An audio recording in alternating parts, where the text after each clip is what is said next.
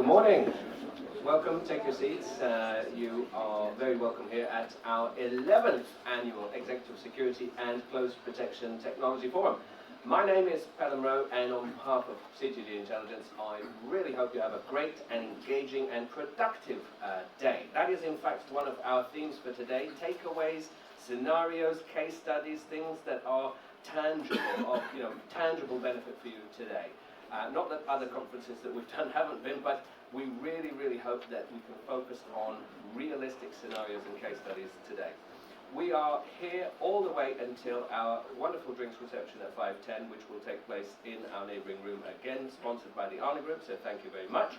We are excited to have a full day of talks and panels and firesides and, of course, networking breaks. You will have seen that there are also a couple of roundtable discussions upstairs in our boardroom later this afternoon. We have agendas on the front desk as well. So we're really excited about today. We're very grateful to be supported for this event and all the others by the British Bodyguard Association and our official media partner, the Circuit Magazine. Really grateful to our Gold Associate sponsors, 242 Group, Arna Group, Crisis 24 Private Strategic Group, Enablement Advisors, Ivoteric Centres Regards, Ivan Ivanovic, Executive Protection Academy, Optimal Risk, QCC Global, Sentinel Group, and ZenRS, and of course our exhibitors and event supporters, Samaritan Protective Services, Polaris, Monumentum, Result Group, Crown Consulting, 360 Privacy, Chuck Randolph Centres Regards, Omnium Protection Group, the Marshall, XL Security Solutions, Alchemy Global, and the Ledlow Security Group. Really pleased to have so many of you here from the UK and around the world. So, without further ado, we are going to hand over to our chair for today, Mike O'Neill, to give us the context and kick us off for our first session. Thank you.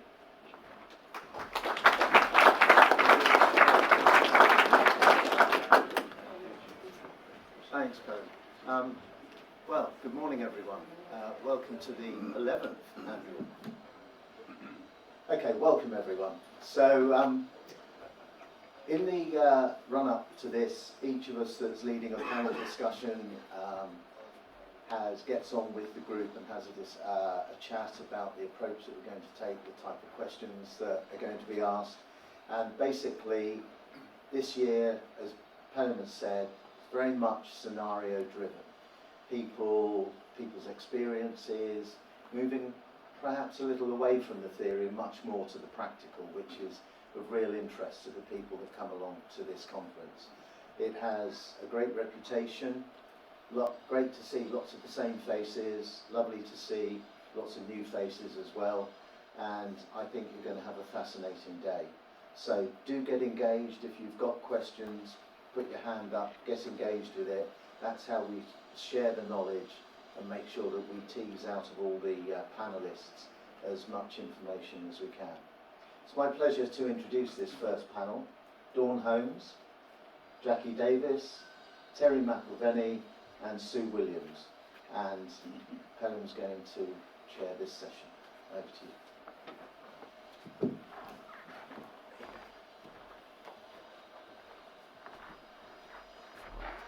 Fantastic. Well, I am delighted to kick us off to look at the shape of the conference, and in a way our opening panel is supposed to set the tone, get our creative juices flowing, but also in this particular instance get us thinking about scenarios that are applicable to this year. We're trying to really steer away from all of the Black Swan CT type events that are no doubt high impact, but we're thinking about high probability for today's conference a lot more. So on our panel we have a bit of a spectrum. Everyone comes with a message. In panels gone by, perhaps we would have dealt with one singular topic and everyone would have approached it a slightly different way. But on our panel we're going to be representing the world of convergence, the world of what happens when tech fails, tech-denied environments, the world of partnerships, specifically that with Ireland, and then of course the real importance of K&R. I'd love to introduce our first scenario advocate, so to speak. It's a bit of a different format, so I can call you a scenario advocate. Sue Williams QPM, Independent Crisis and Hostage Manager. We're going to be advocating for why this audience this morning should be thinking about K&R. Hi, good morning. I'm going to stand up. I tend to think people only believe me when I stand up, so if you don't mind, I'll stand up. Good morning. It's great to be here. Thanks very much for the invite, Phelim. And 11, well done. Good job putting 11 of these forums together. It's brilliant. Right. So in my former life, many years ago, I contributed to the writing and the exercising of something that was called the Purple Kidnap Plan. Basically, it was the contingency of the communication and the plan in the event that any member of the royal family were ever kidnapped or visiting royals as well. And what I remember about those days is the lovely guys from Royalty Protection would say to me, "Don't worry, Mum, it's never going to happen." And now, decades later, when I work with executive protections, I still sort of get that comment, "Don't worry, love, it ain't never going to happen." So I sometimes, and the message that I really want to get across to you guys today, and as Phelim said, hopefully today is going to be all about takeaways, and this is my takeaway really. It can happen, and it can happen to you, and it can happen on your watch. I've been involved in many kidnaps, and I know how they happen, and I know people are always say to me, "We never thought it would happen." Well, obviously not. Anyway, my advice this morning really is to prepare for abduction, and this is the message really. Prepare for it as a defined scenario, because actually I see that it is really prepared for as a worst case scenario. So I would ask you to have a bit of a change of mindset on that. And I get the impression that the planning is really a sort of admission that there's likely to be a failure. So please come out of that mindset, because it's not a failure. And sometimes it doesn't get the attention that it deserves. And I've seen it firsthand, so I sort of do know a bit what I'm talking about. What I would, in an ideal world, and I know we don't live in an ideal world, but the possibility of kidnap should really be understood by the close protection people, the executive protection, in the region and the location where they're working. What are the ambush techniques, and all the obvious things that you guys are really familiar with. And it sounds like it could be the obvious, but sometimes there really is a lack of knowledge of the type of kidnaps and abductions that are very regionally based for lots and lots of reasons. I really think that also, this is where I've often seen a breakdown, the executive protection don't always have knowledge of what the crisis management is like. They don't seem to have a clear interface of who or even where. And sometimes that's the first time they've met these people. And so you should meet the people beforehand, and perhaps if there's a response company involved, get to know them and really know each other before you all meet in a crisis, which is never the best time to meet anyone, is it? With regard to exercises, I would recommend that any written exercises that you do have got three possible incorporate three possible actions that could have happened. One is the principal is missing. That's a lovely word when they're missing, because we can use all the different language that's not quite so abrasive as kidnap and abduction. Two, the principal is grabbed. And three, a confirmed abduction in various jurisdictions. If you practice small tabletop written exercises like that, you'll really be surprised how, when the unthinkable does happen, you approach it with an awful lot more confidence. And this is one of the main takeaways that I really want you guys. Please understand that there is a pivotal moment. It's a trigger, and please recognise that moment when executive protections are working and there is some sort of an abduction or a grabbing. Understand that pivotal moment, that trigger, you go from resistance to help in the response, and you have to physically recognise that in order to understand going forward where we're going to be with the response in some way. Also, even the best trained bodyguard really cannot compensate for the principal really just making some bad decisions, or the principal action, or the principal undermining all the plans, or the principal undermining your actions or knowing what to do. So I really do suggest that you involve the principal in a little bit of light training. From my experience, they sometimes quite enjoy it, so think about that. And also, I've debriefed hundreds of former hostages, and there's one constant thing which is always creeps through, and that's the fact they are always surprised how many people were working to get them out, and they never knew. They never know until they are put back with their family in some way. So so many of them have told me, if I had known that there was a plan, if I had known that they knew what they were doing, my time stuck in this cave would have been a lot less stressful than it actually was. So a gentle awareness, not necessarily conduct after capture, but just a gentle awareness of the principle as well. So really that's the messages for me, really, recognising that it's not a failure, that your role as close protection is so important because you are the gatekeepers of some of the secrets. You might know the reason they were taken. So therefore, your role does not finish. If the worst does happen, you must be an inclusive and an important and a valued part in the response because we need your information. That's about it, really. Very good. Well, thank you. That's quite a stark scenario to open up with, but I think it's hard-hitting, headline-grabbing for our audience. We will, of course, look at where it's for the protector and where it's for a third party in our discussion after our wonderful case studies here. Terry, a bit more light-hearted in a way, I don't know, but nonetheless very important, business-orientated partnerships, and particularly partnerships with Ireland. Morning everyone, thanks Phil, appreciate the invitation, I'm glad to be here. I suppose my message really is that Ireland historically has been, I suppose, a little bit seen as the poor relation in terms of EP, CP, surveillance investigations, that there was a misunderstanding that there were no proper organisations there who could support and deliver a quality of service that you guys are well used to getting in other countries. That's desperately untrue. You know, we have, over the last number of years, we have developed a very solid base for close protection, executive protection, and all the other services that you guys need to support your global operations. We do not have a licensing regime for EP or CP. We do have a licensing regime for surveillance and investigations, which often leads to a lot of confusion. We have seen recently, in the last 6 months, we've seen 2 scenarios where surveillance teams have been almost arrested but not quite for operating illegally. The same team had contacted us prior to arriving in the country and asked us would we support them, got pricing from us, turned us down, and then whenever they were in trouble, so to speak, the contacting agent rang us and asked us would we provide top cover to get them out of trouble, which we weren't able to do because it had gone too far at that stage. Which resulted in significant embarrassment for both the team and the client and the provider. So, you know, that's one example. The other example is EP teams coming in and hiring vehicles and putting drivers into them to drive their principals around, or hiring local drivers or local protection drivers, as it were, to drive their principal. This is also illegal because it's driving for hire or reward. We have seen just before Christmas a team being left on the side of the road by the regulator when they turned up, did an inspection, and nobody had the required licensing, and they took the car, called a cab for the principal, and sent him on his way. It's problematic, but it can be overcome by having, you know, a partner.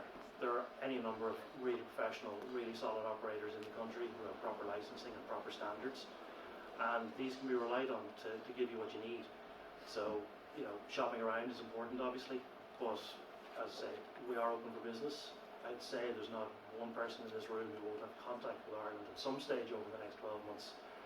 Given the concentration of tech, fintech, you know, financial services that we have in Dublin and across the country, we are attracting more and more all the time. We are becoming more important in terms of the global landscape. So, you know, again, it's we're here. You know, there are, as I say, there are any number of companies there who will willingly partner with you, who will provide you with excellent service, and, you know, just reach out.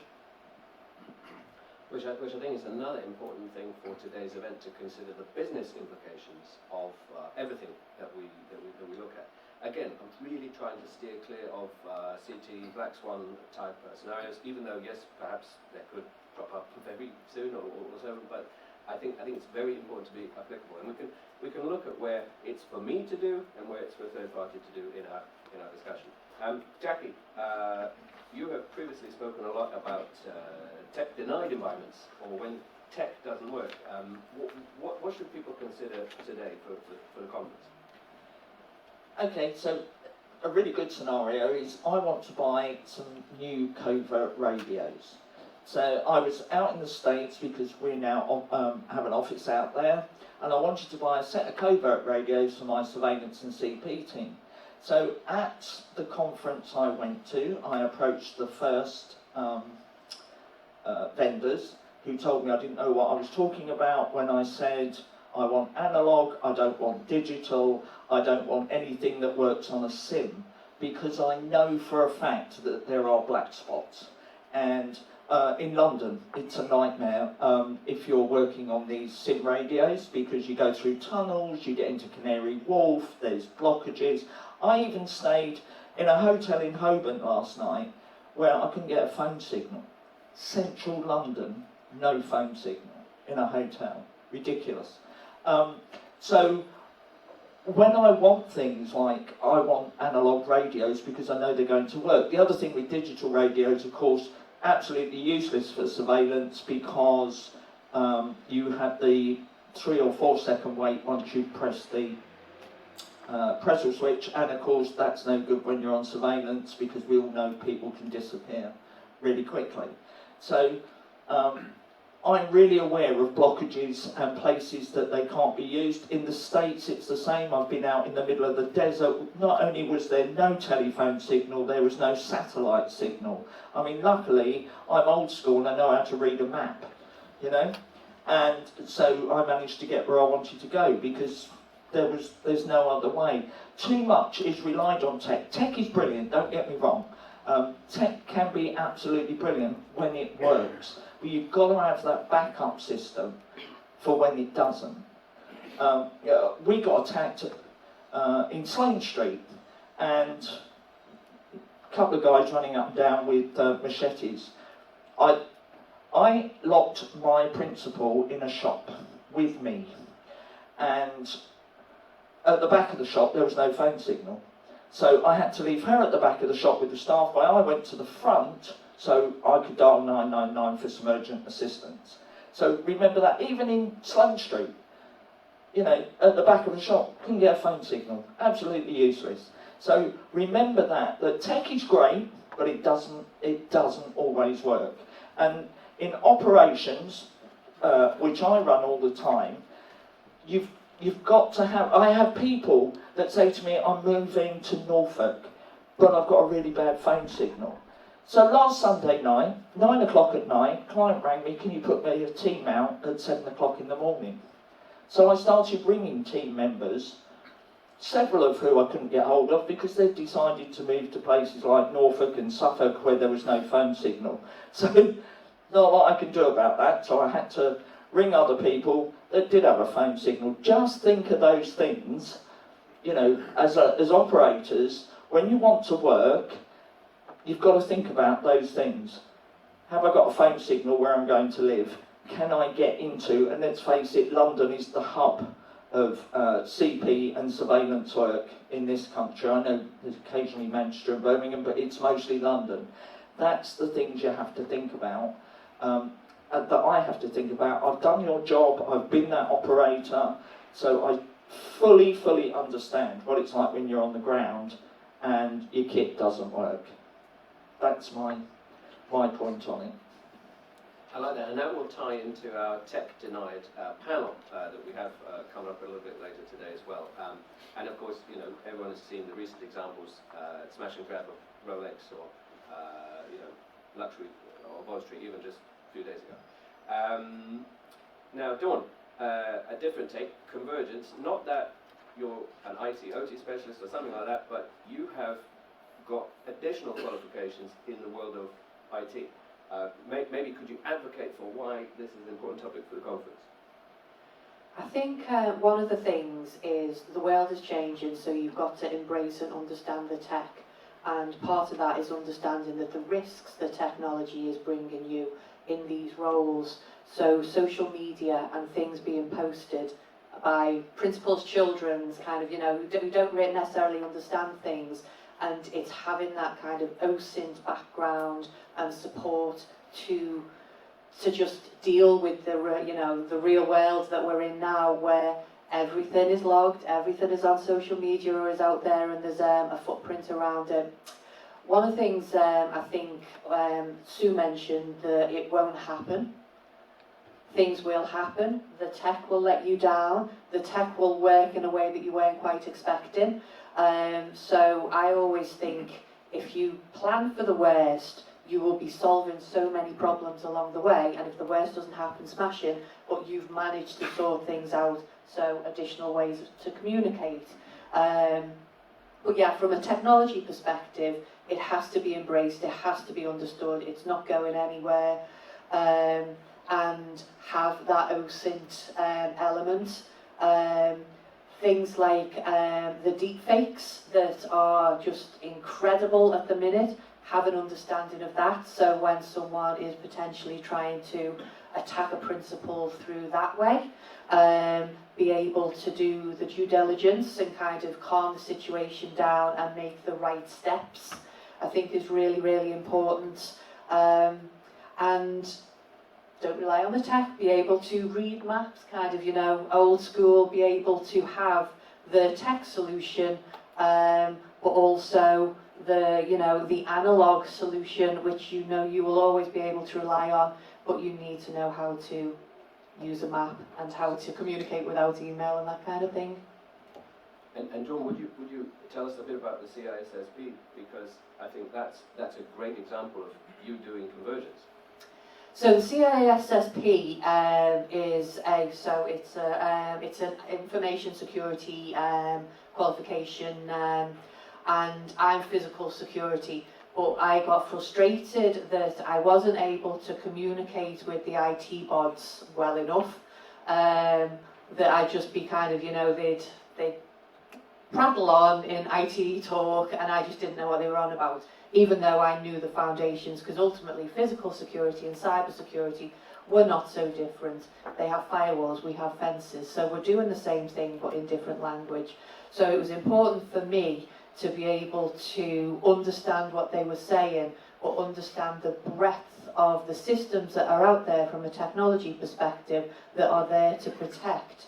And if you understand the systems, you can get them set up properly, and understand where the vulnerabilities are and how the human fits in with that. Because whilst tech and the cyber solutions are there and can do a lot, you've always got the human that will be the weak link. The kids posting on the social media, the person with the password that's, password 123 and that kind of thing. So it's understanding both areas, I think, makes it a lot easier to operate as a security professional in this world and this day and age. Thank you, that's great. And it's great to see physical security specialists, attaining things like CISSP. It was flipping hard. Well, okay. It's really good. All right, so Sue, I think one thing with this scenario-based panel, we're trying to advocate for 4 different scenarios that people should be considering for the conference and for the year. A big question is, how much is for them to attend to, and how much, and when do they know it's for a third party to attend to? Because Dawn has gone as far as getting a CISSP, but there will be, of course, a point at which an IT security specialist takes over. Interested in K&R world, when is it for them? When is it for someone else? Do you mean the response?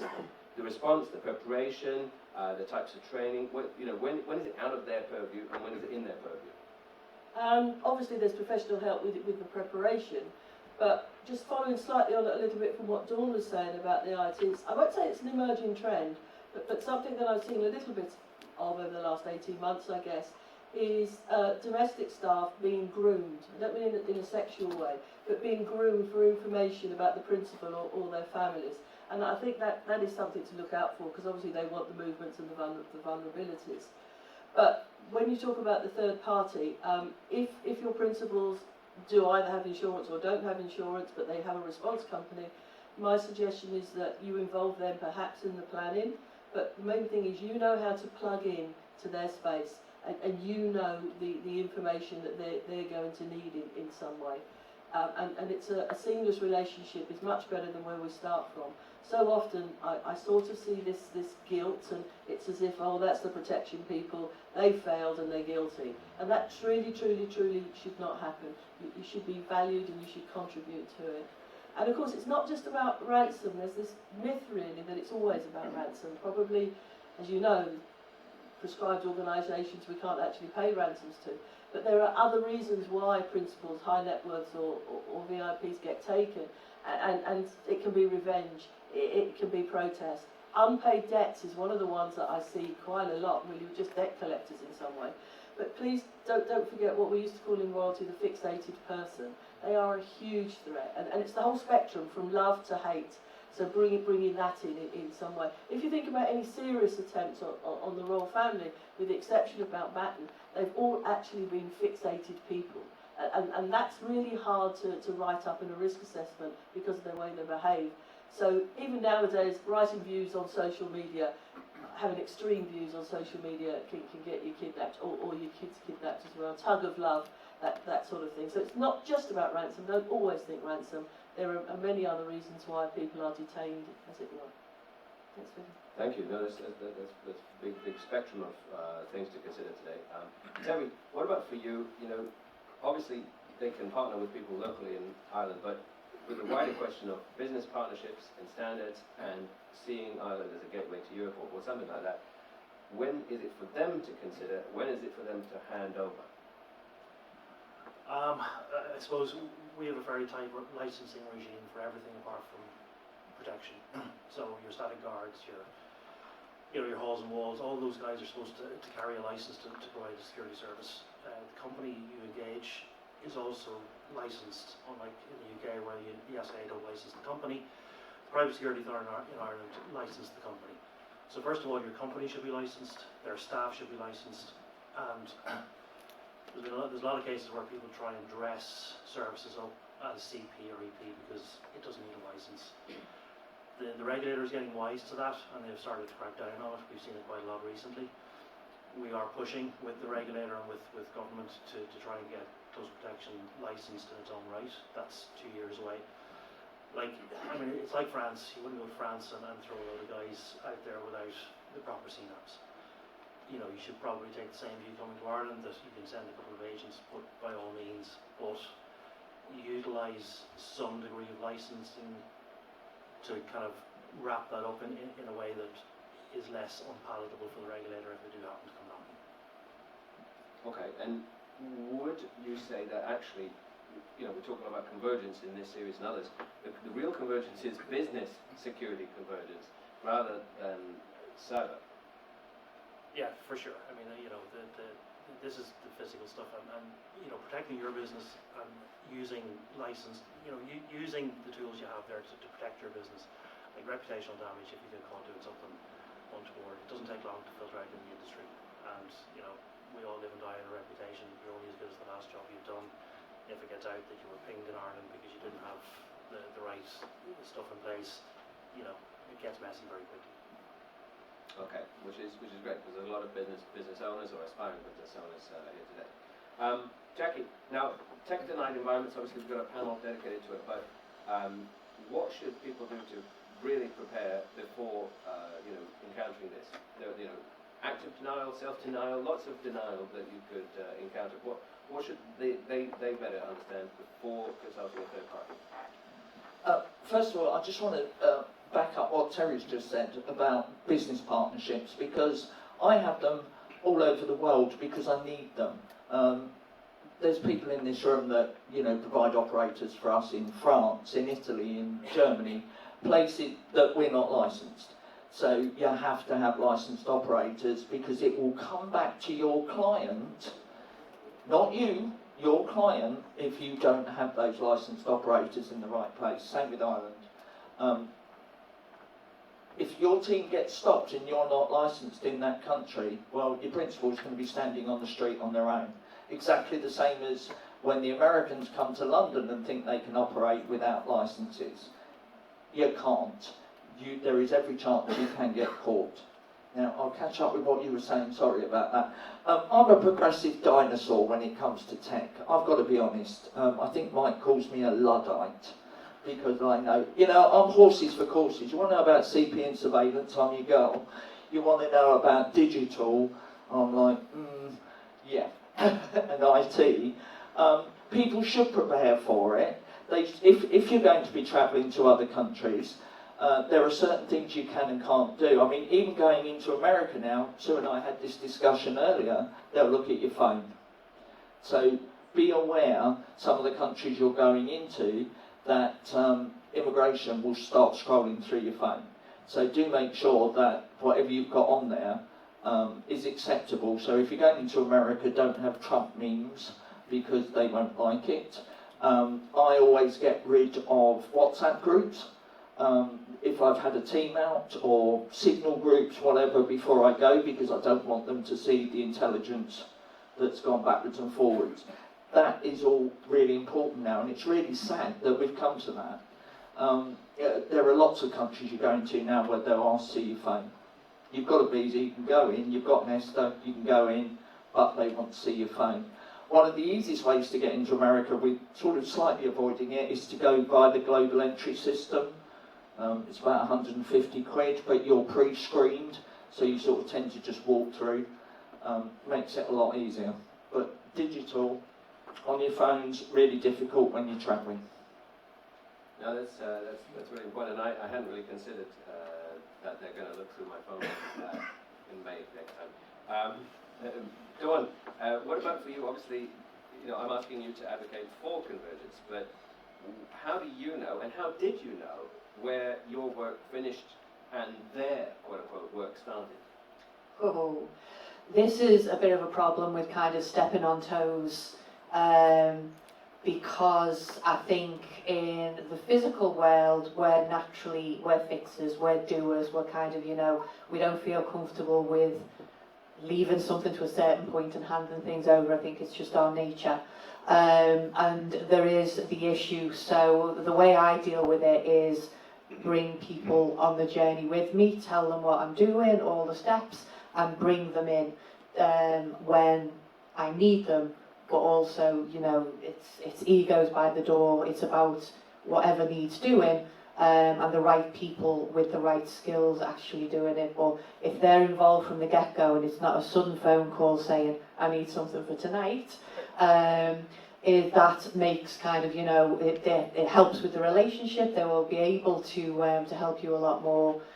So I think it's just going back to the business practices. It's how you would kind of work within a corporate. You kind of, you schmooze the business areas and organisational areas that that you will need at some point, and keep them on side, as opposed to being a cowboy going off in the Wild West and thinking that you can do it all and then finding out that you really, really can't.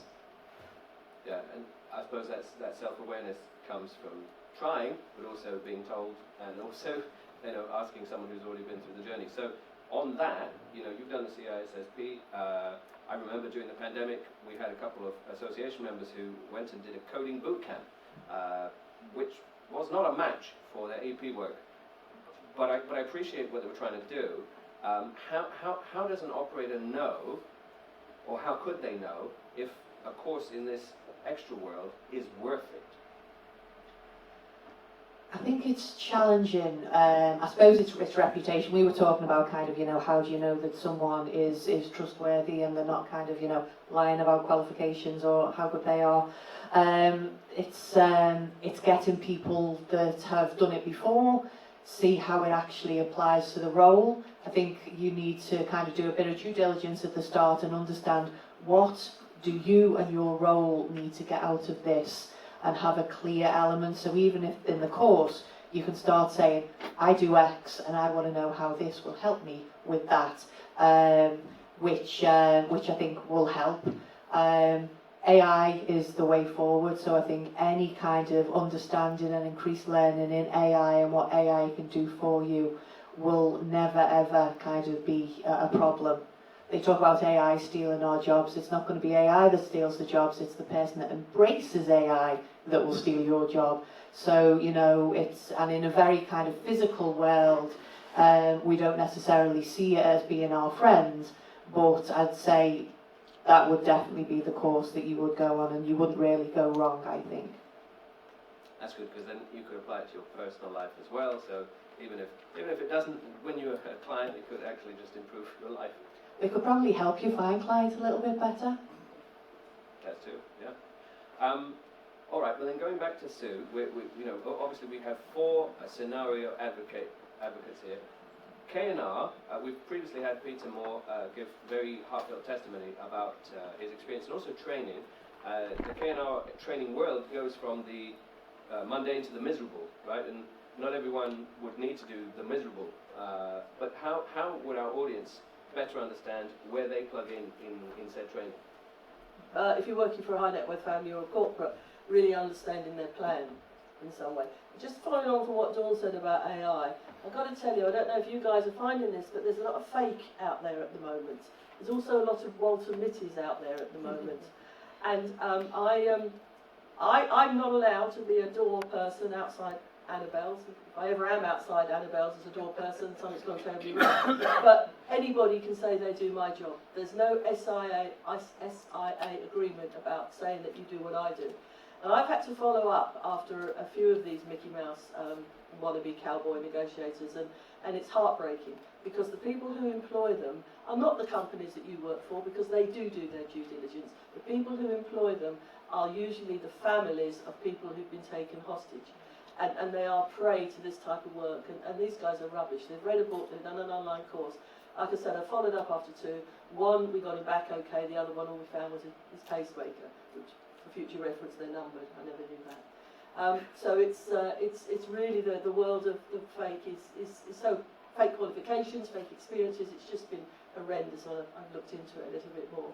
Sorry, I've forgotten the question. Active listening, I'm supposed to be good at it. No, like, we're trying to make it tangible. So if we're working out where it's for the operator to attend, and in other words, what about the world of training? Because some people go on the miserable variety, and it's just not what they need. And some people want to go on the sexy variety, and it's not sexy, this world. It has to be learned and prepared properly. And particularly some of the conduct, I'm often asked to review conduct after capture, heat, whatever you want to call it, that sort of training.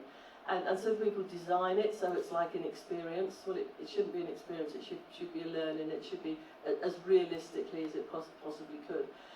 When I write up final reports about the type of courses that people run, one of the clear observations is some companies don't actually distinguish that there's a difference between men and women.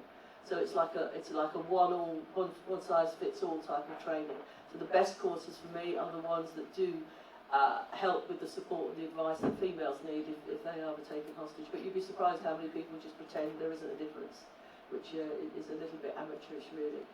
But with regards to the training, I think knowing, like I said earlier about former hostages, really being quite surprised at the response. I've also seen some security professionals who've been very surprised at the response when it does go wrong. That space that they have to plug into very, very quickly when they go from resistance to response, and recognising that moment, because don't carry on with resistance if it's long gone. You've got to realise when have I flipped? When have I flipped from resistance to response? And where you plug into, having that joint training beforehand really saves what we call in my world the golden hours. And I think we stole it from the medical profession, but the golden hours, you don't want to lose those, and that's why the training, the joint training together, really does pay off in the long run. I think it's also foundations, and it's boring stuff as well. They're kind of thinking that in the world of K&R, this could go on for weeks, so you need to plan shifts and things like that, and you don't necessarily think of the boring stuff. So having really robust foundations, the training, the boring stuff that no one wants, the risk assessments, those policies, the SOPs are so important.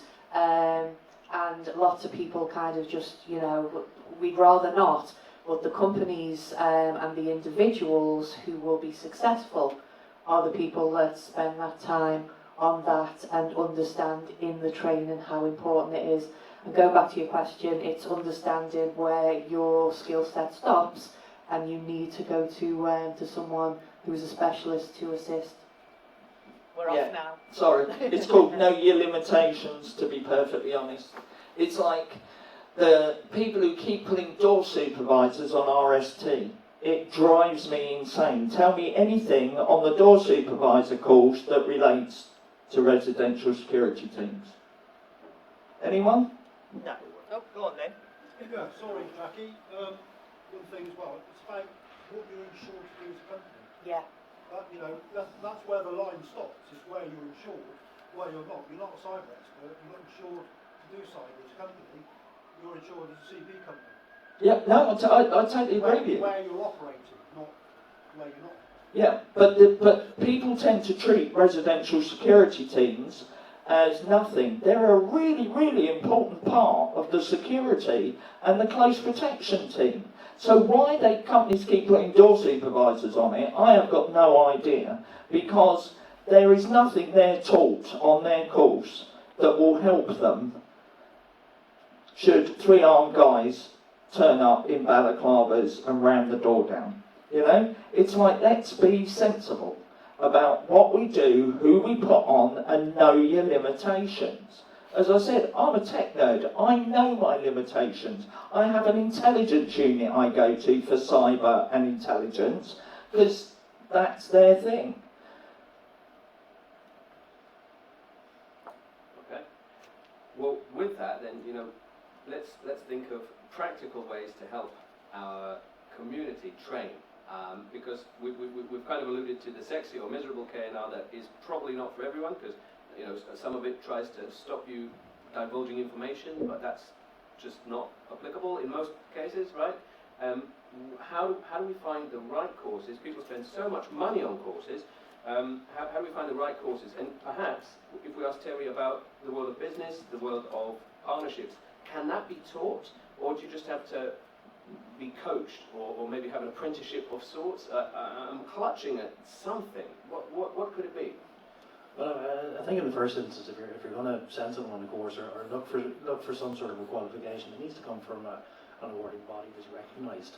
There's so many kind of disparate organisations springing up all over the place that are peddling these courses in underwater knife fighting ninja skills. That, who needs that stuff?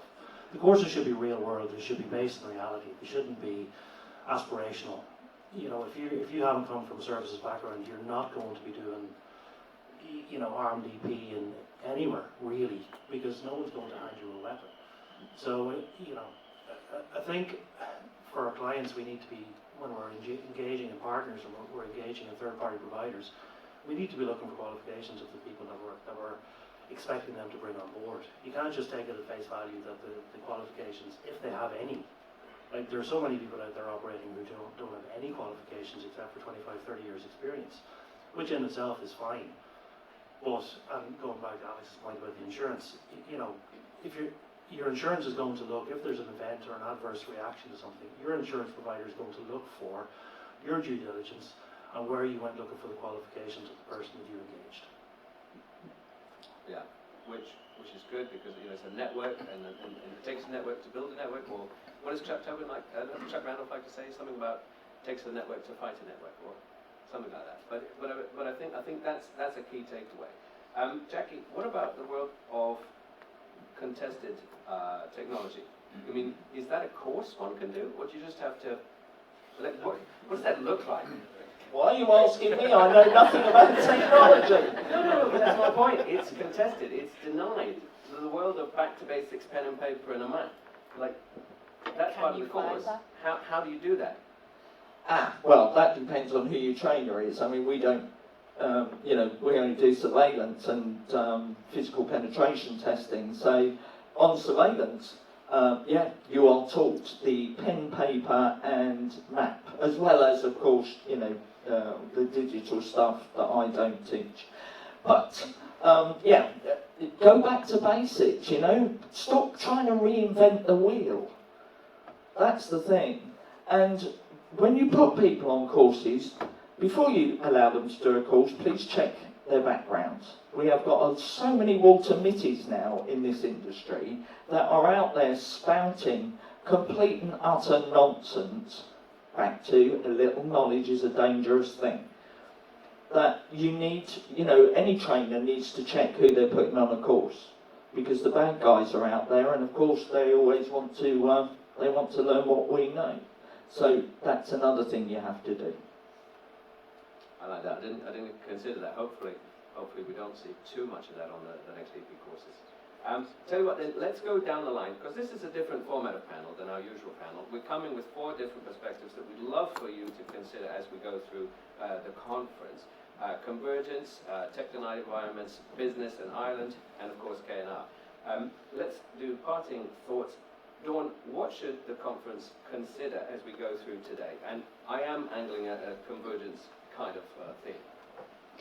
Embrace the tech, understand where the tech's failings are, don't be 100% reliant on it, so always have a backup, and still invest in the human. There's a lot of investment in the tech, and the tech can do this, but if people don't know how to use it properly or don't know how to fix it properly, you will struggle. But embrace it, it's happening, and AI is is the way forward. Very good. Jackie? Okay, I've never used AI or ChatGPT because I wouldn't know how to. I think if you've got a personality, write it. That's how I look at things. But let me tell you, every conference I attend and I speak at, I learn something. I learn from other people by going to those conferences. And that's also where you learn to network and where you learn other people's points of view, which can be completely different to yours, which is great. Learn something. Every single conference, treat it as a networking opportunity. Treat it as, now I've got a contact in whatever country it might be that you're going to need in the future. And don't be 100% reliant on tech. Terry? I have 2 thoughts. If you're coming our way, remember that Belfast and Dublin are 2 different jurisdictions. So it's worrying that you have to point this out, but we would have a lot of US clients over the years who have not realised that. So different regime in the north than the south, so that's important to realise. Second thing is, when you're looking for a partner, your due diligence is pretty simple. When we're engaging with a contractor or even a client, the first thing we do is we go into VisionNet, we look at the books. We take a look at the trading history, we take a look at the profitability, we take a look at the revenues. That's always a very good point to start from, because there are so many kind of one-man band operators out there who are doing very low volume, who will not have the correct insurance, will not have the correct licensing, all that kind of stuff, and it's very easy to figure that out. Thank you. And Sue? Yeah, I think for me it would be nice in an ideal world if executive protection personnel had some sort of de-escalation, nothing too heavy, but some sort of de-escalation training, if it's only to the extent of not making things worse in some way. Motivation, understanding motivation, because the first steps to resolving a kidnap are understanding the true motivation, not the false one that's put there. Understanding the impact of different motivations. And also proof of life. Proof of life has changed now, so having an understanding that we have a proof of life, which has always been what it has been, but we now have a digital proof of life. Yeah, it's not 100%, we know, but we're looking for the last proof, and we're also looking for proof of control, because understanding the difference between the 2 poles and proof of control, I think knowing that plan that you are working to, if the worst thing does happen, knowing your role in it, and then, as I've banged on about before, please don't underestimate your contribution to people like me, because you've got the questions that I need as I go forward with any negotiation. So do not drop away once anybody is grabbed, because your role is super, super crucial and valued, and people should realise that. Fantastic. Well, fantastic positive sentiment for our community here, our conference. Let's give Sue, Terry, Jackie and Dawn a big round of applause for signing.